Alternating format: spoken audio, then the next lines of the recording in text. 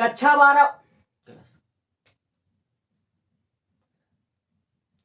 Class class class 12 के प्यारे छात्र और छात्राओं, आखिर कब तक भटकोगे, कब तक अपना टाइम बर्बाद करोगे मेरे भाई। अगर आपने इस गलती से इस वीडियो पर गलती से भी क्लिक कर दिया तो हम आपको क्लास 12 का जो बायोलॉजी का 7वां चैप्टर है मानव स्वास्थ्य एवं जनन, इसके हम बहुत ही बेहतरीन टॉपिक को कवर कराने वाले मेरे भाई। आज का यह वीडियो वन शॉट होने वाला है और इस वन शॉट में हम ऐसे आपको टॉपिक को पढ़ाएंगे जो कि आपको बोर्ड एग्जाम 2026 में डायरेक्ट देखने को मिल जाएंगे मेरे भाई, डायरेक्ट देखने को मिल जाएंगे। ये फिर ओपन चैलेंज कहते हैं और हम इसका सारा का सारा इंपॉर्टेंट क्वेश्चन आपको पढ़ा चुके हैं। एक बार हम इसको और रिवीजन करवाते हैं और इन्हें बेहतरीन ढंग से पढ़ाएंगे कि आपको एक बार में याद भी हो जाएगा। तो देखिए, आपके बोर्ड एग्जाम में इस चैप्टर से एक क्वेश्चन आता है कि विषाणु जनित रोग पर संक्षिप्त टिप्पणी लिखिए। तो जब भी आपके क्वेश्चन में लॉन्ग क्वेश्चन में खास कर आएगा तो आपको जो हमारा विषाणु जनित रोग होता है, तो विषाणु जनित एक रोग का नाम होता है, वो होता है एड्स। और आपके बोर्ड एग्जाम की दृष्टि से एड्स बहुत ही इंपॉर्टेंट है। सबसे पहली बात, अगर आपके बोर्ड एग्जाम में आता है क्वेश्चन तो आप लोग कैसे लिखोगे,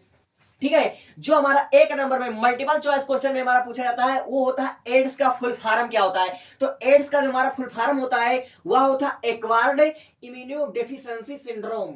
क्या होता है? एक्वायर्ड इम्यूनोडेफिशिएंसी सिंड्रोम, और हिंदी में इसको बोलते हैं उपार्जित प्रतिरक्षा अपूर्णता संलक्षण, ठीक है। तो आपने एक नंबर यहां से अचीव कर लिए। एड्स का फुल फॉर्म क्या होता है? एड्स का फुल फॉर्म होता है एक्वायर्ड इम्यूनोडेफिशिएंसी सिंड्रोम, या फिर इसी को बोलते हैं उपार्जित प्रतिरक्षा अपूर्णता न्यूनता संलक्षण सिंड्रोम, ठीक है। और बहुत से बच्चे पूछते हैं कि एड्स जो होता है वह संक्रामक रोग है या फिर असंक्रामक रोग है। तो एड्स जो हमारा असंक्रामक रोग होता है, लेकिन इसको हम संक्रामक रोग ही मानते हैं क्योंकि यह संक्रमण के द्वारा ही फैलता है। यह एड्स जो हमारा होता है वह संक्रमण रोग है, संक्रामक रोग है, ठीक है।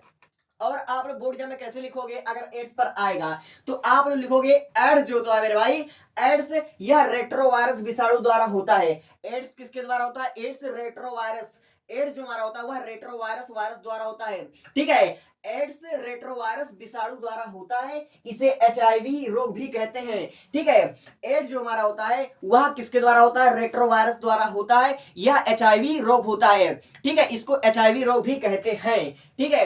एचआईवी वायरस जो होता है वह शरीर के T4 लिम्फोसाइट कोशिका, हमारे शरीर में T4 लिम्फोसाइट कोशिका जो होता है वह प्रतिरक्षा तंत्र होता है। और यह प्रतिरक्षा तंत्र क्या होता है? हमारे शरीर में रोगों से लड़ने के लिए, ठीक है, हमारे शरीर में उपस्थित रोगों से लड़ने के लिए एक क्षमता प्रदान करता है, एक तंत्र का काम करता है, एक प्रतिरक्षा का काम करता है, ठीक है। तो जो हमारा एचआईवी वायरस होता है यह हमारे शरीर के T4 लिम्फोसाइट कोशिका को नष्ट कर देता है। तो T4 लिम्फोसाइट कोशिका जो होता है वह हमारा एक प्रकार का प्रतिरक्षा तंत्र होता है, ठीक है। और यह WBC यानी कि श्वेत रुधिराणुओं का भाग होता है, और इसी को जो हमारा एचआईवी वायरस होता है इसको नष्ट कर देता है, छीड़ करता है। अतः जो हमारे शरीर होता है, हमारे शरीर के क्षतिग्रस्त T4 लिम्फोसाइट रोगाणु का सामना करने में असफल रह जाती है और शरीर का प्रतिरक्षा तंत्र समाप्त हो जाता है, ठीक है। तो आप लोग समझे कि एड्स क्या होता है? एड्स एक संक्रामक रोग होता है, ठीक है। और एड्स का वायरस जो होता है वह होता है रेट्रोवायरस,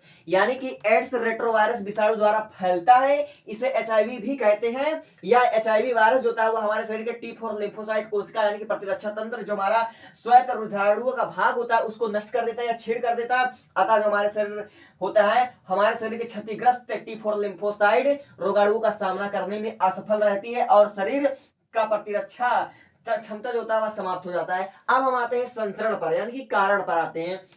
यानी कि एड्स जो होता है वो एड्स हमको क्यों होता है मेरे भाई? एड्स जो होता है वह लैंगिक सहवास अथवा संक्रमित व्यक्ति के साथ यौन संपर्क द्वारा होता है। एड्स जो हमारा होता है, अभी हमने आपको बताया कि एड्स क्या होता है? एक संक्रामित रोग होता है। एक एड्स जो होता है वह संक्रामक रोग होता है और यह 90% से ज्यादा चांसेस है कि यह लैंगिक सहवास अथवा संक्रमित व्यक्ति के साथ यौन संपर्क द्वारा होता है। यानी कि जब दो लोग, ठीक है, यौन संबंध बनाते हैं बिना किसी गर्भ निरोधक के, यानी कि जब गर्भ निरोधक के बिना ही यौन संबंध जब बनाएंगे तो उसके दौरान भी एड्स का, एचआईवी का खतरा होता है कि यह हो जाए, ठीक है। अब देखिए दूसरा है संदूषित सिरिंज के प्रयोग से।